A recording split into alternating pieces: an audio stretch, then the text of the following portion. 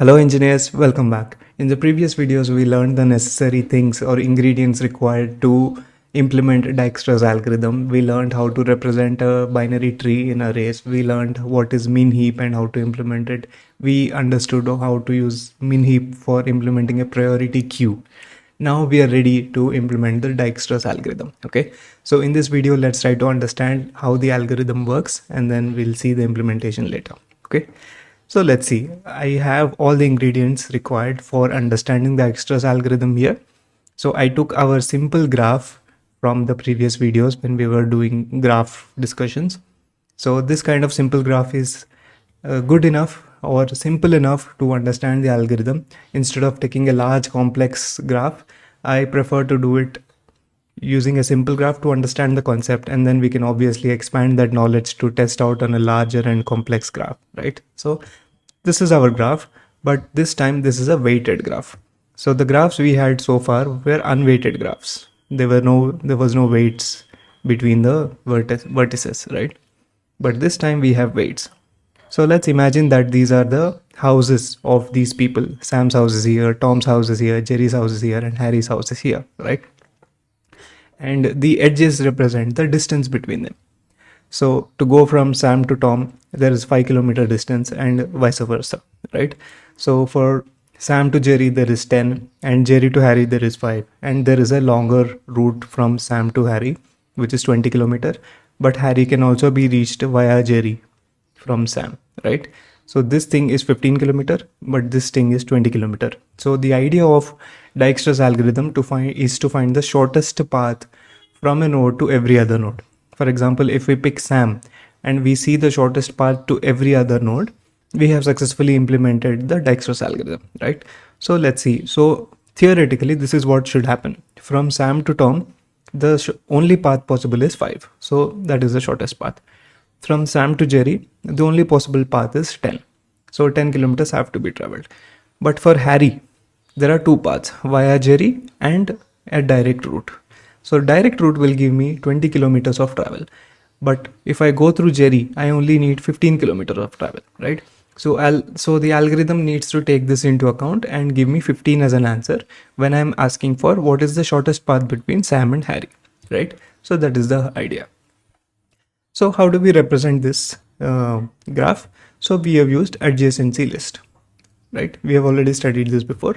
So for every vertex, we will have a list, which is a vector basically, and this list will have the edges. From Sam's point of view, there are 3 edges coming out, right? So there is one edge for Tom with a distance of 5, and Jerry with 10, and Harry with 20.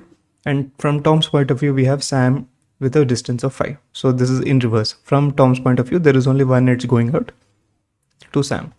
And from Jerry's point of view, one edge to Sam and another edge to Harry. So there are 2 entries here. And from Harry's point of view, there is only one edge to Jerry, right? Going back to Jerry, 5 kilometer. So this is the adjacency list. And now let's discuss what are the ingredients required to implement the Dijkstra's algorithm, right? So first is a visited vector. So this assumes that none of the vertices are visited or explored as of now. So initially everything is false. So this is a Boolean vector where everything is false. You can also implement this with an integer with 0 and 1, right? Same thing. And then we have the distance vector. This assumes that from Sam, let's take an initial node as Sam. We can do this implementation with any starting node, but I am doing it with Sam for our understanding. So this vector represents the shortest path between Sam and every other node. So from Sam's point of view, what is the minimum distance required to reach Sam? So it is 0. Sam to Sam is 0. And the initial state of this vector is such that we assume that there is no path to any other vertex. So the path to reach Tom is not there. So the distance is infinity. There is no path to reach Jerry. So the distance is infinity. There is no path to reach Harry. So the distance is infinity. At least we assume that in the initial setting. So these are the initial setups for Dijkstra's algorithm, right? And then let's see how the algorithm goes like. So these are the steps of the algorithm. First step, add a start vertex to the priority queue with 0 edge. mark the vertex as visited, pop the vertex, and then explore the vertex edges for shorter paths. If shorter path is found, then update the distance vector and add the new edge to priority queue and repeat, right? So this can be confusing to read at, but if we do a dry run, it will be very easy to understand. So let's do that. So add a start vertex to priority queue with 0 edge. So that is the first step. So this is my priority queue and right now it is empty. So as we know, priority queue is implemented using min heap, right? We already studied this in the previous video. So let's see. So I'm going to add a start vertex called Sam with a 0 edge, which means that distance from Sam to Sam is 0. That's my initial entry to the queue. Okay. And then the second step is pop this and then start exploring the edges from Sam, right? So we pop it.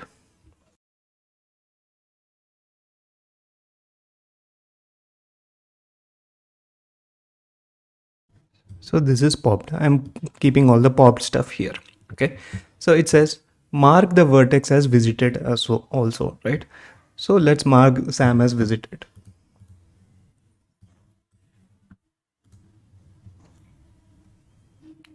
So Sam is now visited. Now we can explore the edges from Sam's point of view. So who are the edges? Tom 5, Jerry 10 and Harry 20, right? So let's see. Let's pick the first one, Tom 5. So when we are popping, we know that to reach Sam, we need the distance of 0, right? So that is also marked here in the distance vector, right? Now let's see the first edge, Tom 5. So Tom 5 is the new edge coming out of Sam. Now we see, is this edge useful to us? Meaning, is it giving us any shortest path? So currently, what is the assumption? From Sam to Tom, the distance is infinity, which means there is no path. But here we are seeing an edge to Tom with a kilometer of 5, which means we have found an edge. There is a possible path. So is this possible path better than what is already available? Yes, because what is available is infinity, but this is better than infinity, which means it is a shorter path. So we will update this. See here, if shorter path is found, update distance and add edge to priority queue, right? So we update the distance first. We found one path from Sam to Tom, which is 5 kilometer. After this, we will add this new edge to the priority queue. Since the priority queue is empty right now, we can directly add it. So we will add Tom, 5. We are saying we can go to Tom with 5 kilometer distance. Okay, that is done. Next, let's move on to the next edge, Jerry 10. Again, same logic. To reach Jerry, we had infinity, but now we have 10 kilometer, which is better than infinity. So we update.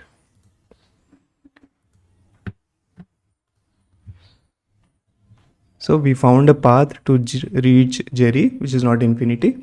And now after a shorter path is found, update distance and add edge to PQ, priority queue, right? So we add Jerry to the queue. So for adding Jerry to the queue, we will use the min heap logic. It will go to the left hand side. So this is Jerry 10. So min heap logic will be implemented using these distances because something has to be minimum, right? And since we have 5 on the top, when we compare Jerry with its parent, 5 is smaller than 10, so no change required in the priority queue. We can move on.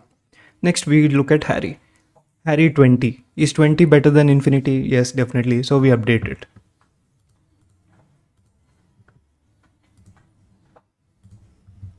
So we found a way to reach Harry with a distance of 20. Okay. So we found one way to reach Tom, which is 5. We found one way to reach Jerry, which is 10. We found one way to reach Harry, which is 20, right? So this is our first exploration. And also we need to add this edge to the priority queue, right? So when we are adding the edge, it will go here. This will be Harry 20. Again, here we need to perform heapify up operation. So when we do that, we compare it with the parent, but 5 is smaller than 20. So no change required. The queue remains as it is. Okay. Next. So we have explored all of Sam's edges. Now we need to repeat until priority queue is empty, right? So we repeat. Again, we pop the first element because when we are popping from min heap, obviously the root element will come out. So we pop Tom.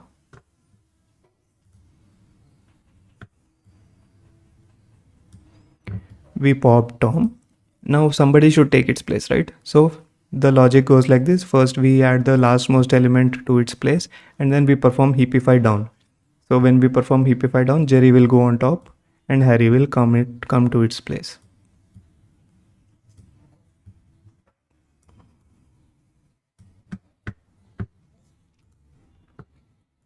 Okay, now the heap is looking like this.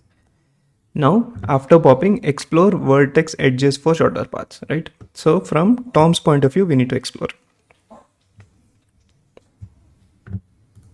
Let's see. So this exploration is done. From Tom's point of view, we have only one edge, Sam 5, which is this one, the edge that goes back to Sam. Let's see. To reach Sam, we already have a distance of 0. And we are exploring this node, right? Which means that to reach Tom, we need to travel 5 first. And from Tom, we need to go to Sam, which is again an additional 5. So it's like this, right? We have traveled to Tom at 5 kilometer distance, and then we can go back to Sam at 5 kilometer distance again. So total is 10 kilometer to reach Sam from this route. So this is an undirected graph, right? So the weights work both ways, Sam to Tom and Tom to Sam, right?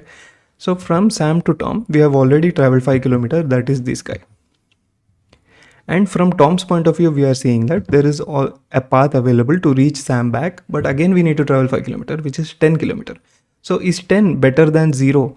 No. So nothing to do. We can simply ignore this edge. It is not a shorter path. We are only interested in shorter path. We are kind of using the greedy method here. For every step we are checking, is there an optimization possible? If it is possible, we will use it. Otherwise, we will simply ignore it. So nothing to do here. These edges are explored. Okay. Now repeat the steps again. Repeat until PQ is empty, right? Now let's pop another element from min heap. So now Jerry will come out.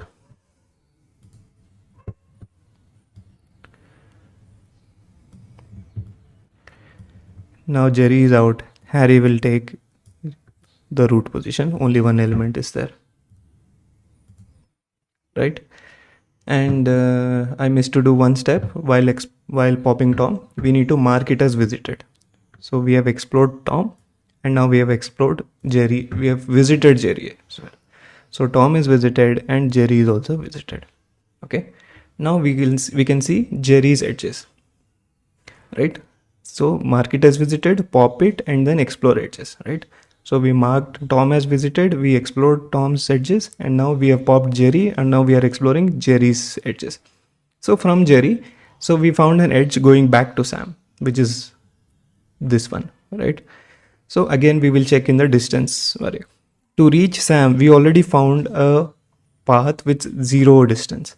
So if we need to use this edge, what will it be? So to reach Jerry, first 10 kilometer, which is this one here, and to reach Sam back, it will be another 10 kilometers, so total of 20. So is 20 better than 0? The answer is no, so nothing to do. We can simply ignore this. Okay. And now let's look at Harry. So to reach Jerry, we found that we need to travel 10 kilometer, and then to reach Harry, it will be another 5 kilometer, which is this distance, right? Let's see. So this will be 10 plus 5, 15, right? So is 15 better than this 20? Yes, this time we have found a shorter path. So we will update the distance. We will update the distance to 15, which means to reach Harry, we have found a shorter path. That is via Jerry, right? Let me tell you again. We are exploring Jerry's edges. We found a new edge called Harry with 5 kilometer. Okay. So to reach Jerry, we already know that it is 10 kilometer. So this is 10. And an additional 5 kilometer to reach Harry. So if we go to this path, it will be 15 kilometer to reach Harry. We had 20 here before, but 15 is better than 20. So we can use this path, a newly found shorter path. So we will update it, and then we will add Harry to the queue. And this time we will add Harry 15. So this is something we need to understand. Why is it 15 and not 5? So every time we are adding to the queue, it is that vertex is representing the distance that we need to travel to reach that edge or reach that vertex, right? So when we were adding so far, we were starting at 0 to 5 kilometer, 0 to 10 kilometer, 0 to 20 kilometers. So no change was required. But here we already traveled 10 kilometer and then we are traveling additional 5. So if Harry had more nodes, let's say Harry had 3 more edges like this, then all this 15 needs to be accounted for. From 15 we will explore the other edges, right? Just like how we did with Jerry. We already traveled 10 kilometers to reach Jerry. From Jerry we are exploring further. So this 10 remains as it is. So in the same way, if Harry had more edges, from 15 we will travel more. That's how paths work, right? We go to one junction to the next, right? So that's why we add Harry 15 to the queue. Okay. Now we can repeat the process and now we will pop our next element. But before popping, since we have added a new element, this needs to be heapified up because this is a min heap. The smallest element always needs to be at the root. So this happens internally in min heap and we already have seen the implementation. So this will be heapified up to the parent and Harry 20 will take its place. Okay, now we can pop it. So when we are popping Harry 15, what is the first step? We will mark it as visited, right? So let's mark Harry as visited.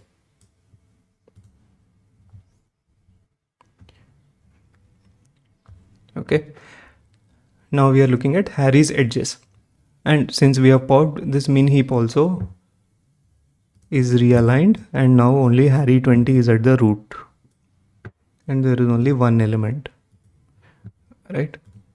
Okay, now we have popped Harry and now we are ready to explore Harry's edges. So from Harry there is only one edge going back to Jerry, right? So this is saying that once we reach Harry, we can go back to Jerry. So what is the total distance? 10 plus 5, 15 plus 5. So total is 20 kilometers to reach Jerry. That is one possible path to reach Jerry. Go to Jerry, then Harry, then Jerry again. So this is one path, right? So 10 plus 5 plus 5. So total will be 20. But we already have found a path to reach Jerry in just 10 kilometers. That is this direct path. So this path is shorter than this newly found path. So we can simply ignore this. So we have explored Harry's edges as well. Okay. Now, what is the last step? Repeat until priority queue is empty, right? So we will check, is the queue empty? No, there is one more element. So we will pop it.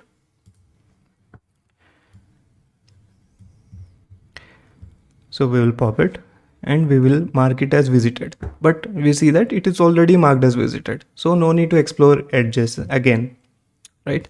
Even if we do explore, again, it will be the same logic.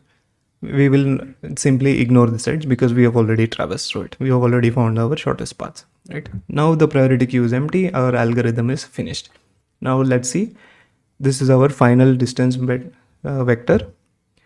This says that from Sam's point of view, to reach Sam, the distance is 0. Perfect. From Sam to reach Tom, the minimum distance is 5.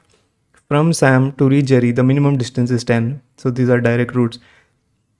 From Sam to reach Harry, the minimum distance is now 15.